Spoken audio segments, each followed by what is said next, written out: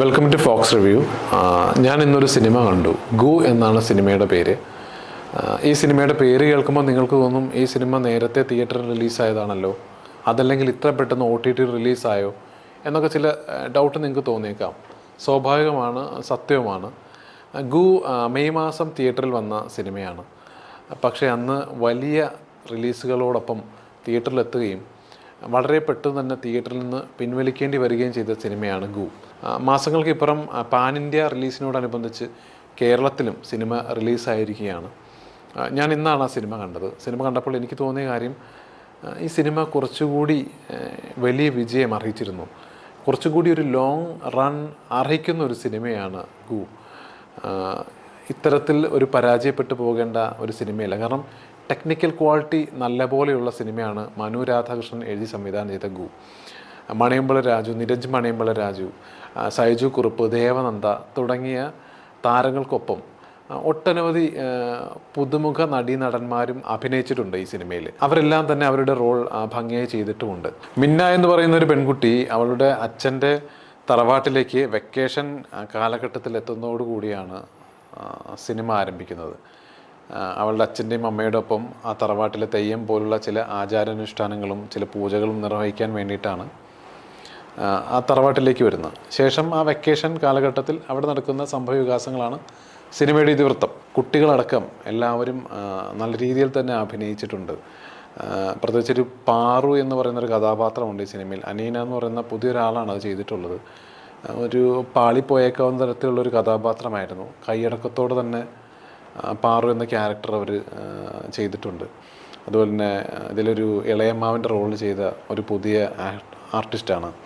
അദ്ദേഹം നല്ല രീതിയിൽ പെർഫോം ചെയ്തിട്ടുണ്ട്. വളരെ കുറച്ച് സീനിൽ വന്നു പോകുന്ന സൈജു കുറുപ്പിൻ്റെ അമ്മ വേഷത്തിൽ അഭിനയിക്കുന്ന ആർട്ടിസ്റ്റ്, അതുപോലെ തന്നെ കുട്ടികളുടെ ഗ്യാങ്ങിലുള്ള എല്ലാവരും തന്നെ നല്ല രീതിയിലാണ് അഭിനയിച്ചിട്ടുള്ളത്. ഒരിക്കലും ഒരു പുതിയ ആളുകളാണെന്ന് തോന്നുകയില്ല അവരുടെ പെർഫോമൻസ് കണ്ടിട്ടുണ്ടെങ്കിൽ. പിന്നെ എടുത്തു പറയേണ്ടത് നിരഞ്ജ് മണിയമ്പള രാജുവിൻ്റെ പെർഫോമൻസാണ്. അദ്ദേഹം ചെയ്തിരിക്കുന്നത് ഒരു കോമഡി ക്യാരക്ടറാണ്. അയ്യേ എന്ന് പറയിപ്പിക്കാതെ വളരെ കൈയടക്കത്തോടു കൂടി അദ്ദേഹം ആ കഥാപാത്രത്തെ ചെയ്തിട്ടുണ്ട്. ചെറി എന്ന് പറയുന്ന ക്യാരക്ടർ കോമഡി ചെയ്യാൻ പ്രയാസമാണെന്ന് വലിയ ആർട്ടിസ്റ്റുകളൊക്കെ പറയുന്നത് നമ്മൾ കേട്ടിട്ടുള്ളതാണ്. നിരഞ്ജ് മണിയമ്പള രാജുവിനെ തേടി ഇനിയും നല്ല കഥാപാത്രങ്ങൾ വരും എന്ന് തന്നെയാണ് എൻ്റെ വിശ്വാസം. അതുപോലെ തന്നെ ഇതിൽ ഒരു ഇമോഷണലായിട്ട് സംസാരിക്കുന്ന രണ്ട് രംഗങ്ങളുണ്ട്. ഒന്ന് സൈജു കുറുപ്പിൻ്റെ കഥാപാത്രം അദ്ദേഹത്തിൻ്റെ ചൈൽഡ്ഹുഡ് ട്രോമയെ പറ്റി പറയുന്ന ഒരു രംഗം. നമ്മളായിട്ട് വളരെയധികം കണക്റ്റാവും. അദ്ദേഹം പറയുന്ന രീതി നമ്മളായിട്ട് വളരെയധികം കണക്റ്റാവും. വളരെ നന്നായി തന്നെ അദ്ദേഹം പെർഫോം ചെയ്തിട്ടുണ്ട്. അപ്പം അതേപോലെ തന്നെ ഒരു ഇമോഷണൽ രംഗത്തിൽ ശ്രീ മണിയമ്പള രാജു സാർ അഭിനയിച്ചിട്ടുണ്ട്. അതും നമ്മളെ വളരെയധികം ടച്ച് ചെയ്യുന്ന ഒരു സീനാണ്. ഇതിൻ്റെ DOP ചെയ്തിരിക്കുന്നത് ചന്ദ്രകാന്ത് മഹാദേവാണ്. വളരെ ഗിമ്മിക്കുകളൊന്നും ഇല്ലാതെ സിനിമയ്ക്ക് ആവശ്യമായ രീതിയിലാണ് അദ്ദേഹം രംഗങ്ങൾ ഒപ്പിയെടുത്തിട്ടുള്ളത്. ഒപ്പം ഇതിൻ്റെ മ്യൂസിക് ചെയ്തിരിക്കുന്നത് ജൊനാഥൻ ബ്രൂസ് ആണ്. ഇതിൻ്റെ ബാക്ക്ഗ്രൗണ്ട് സ്കോറിനെ പറ്റി പറയാതിരിക്കാൻ വയ്യ. ആ വിഷ്വലും ആ ബാക്ക്ഗ്രൗണ്ട് മ്യൂസിക്കോട് കൂടി നമുക്ക് പലപ്പോഴും രോമാഞ്ചം അനുഭവപ്പെടും. ഈ സിനിമ ഡിമാൻഡ് ചെയ്യുന്ന തരത്തിലുള്ള വിഷ്വൽസും അതിനോട് ഇണങ്ങി നിൽക്കുന്ന മ്യൂസിക്കും എടുത്തു പറയേണ്ടതാണ്. അപ്പം വിനയൻ MJ ആണ് ഇതിൻ്റെ എഡിറ്റർ. കലിക പോലുള്ള മാന്ത്രിക സിനിമകൾ ഒരു കാലത്ത് മലയാളത്തിലുണ്ടായിരുന്നു. ഒരു പ്രേത സിനിമ എന്നതിനപ്പുറം ഒരു മാന്ത്രിക സിനിമ എന്ന് വിളിക്കാനാണ് എനിക്കിഷ്ടം.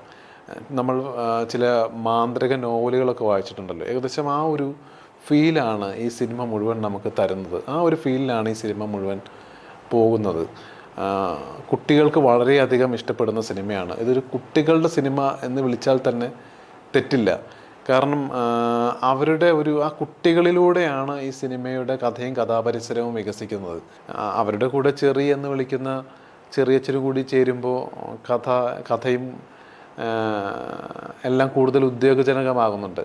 മനു അങ്കിൾ എന്ന സിനിമയ്ക്കൊക്കെ ശേഷം ഇങ്ങനെ കുട്ടികളെ ബേസ് ചെയ്തു പോകുന്ന സിനിമകൾ മലയാളത്തിൽ വളരെ കുറവാണ്.